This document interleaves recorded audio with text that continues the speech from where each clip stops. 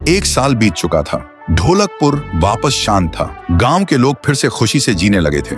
हर पूर्णिमा को लोग एक दिया जलाकर ठुन ठुन ठुन साहुर को याद करते थे। पर एक रात कुछ ऐसा हुआ जो फिर से सब कुछ बदल के रख दिया। लाशें फिर से मिलने लगी। हर 2 दिन बाद किसी न किसी के घर के सामने एक कटी हुई लाश पड़ी होती। गांव फिर से कांप उठा। एक दिन सब लोग महाराज के पास पहुंचते हैं और रो रो कर गांव की घटनाओं के बारे में बताते हैं। रात को महाराज 2 सेनापतियों से कहते हैं, जाओ और खोजो इस कांड के पीछे कौन है। लेकिन सुबह सिर्फ उनकी लाशें लौट कर आईं। एक का सिर था ही नहीं, दूसरे के पैर कट चुके थे।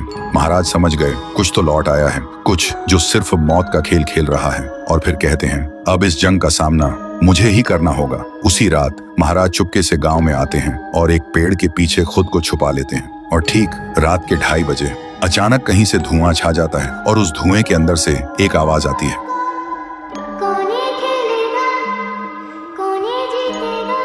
और फिर धुएं के बीच से निकलती है एक गुड़िया, गोल आंखें, एक बेजान सी मुस्कान, लेकिन चेहरा मौत का पैगाम। वो गुड़िया एक घर के गेट तक जाती है और बच्चों जैसा एक गाना गाने लगती है। उसके गाने की आवाज सुनकर एक आदमी बाहर आता है और अगले ही पल वो गुड़िया उसका सिर चबा जाती है। वो आदमी तड़प तड़प के वहीं जमीन पर गिर जाता है। महाराज सब कुछ देखते हैं। उनकी आंखें भर जाती हैं। उन्हें समझ आ जाता है इसके सामने जाना मतलब खुद का अंत लिखना है। अगली सुबह गांव के लोग इकट्ठा होते हैं। महाराज कहते हैं, ये पिछले भूत से भी ज्यादा डरावनी है। इसे सिर्फ वही हरा सकता है जो मौत को पहले ही हरा चुका है। और फिर एक पूर्णिमा की रात सब लोग दिया जलाकर पुकारते हैं, आप वापस आइए, आपके बिना ये गांव जिंदा तो है पर जीने जैसा नहीं। तभी एक आवाज गूंजती है, ठुंग ठुंग ठुंग ठुंग ठुंग ठुंग ठुंग ठुंग ठुंग साहुर। और उसी देह की आग से एक जलता हुआ पेड़ बनने लगता है और उसी पेड़ में से ठुन ठुन ठुन साहुर निकलता है। तभी फिर से वही धुआं छा जाता है और उसके साथ ही एक आवाज।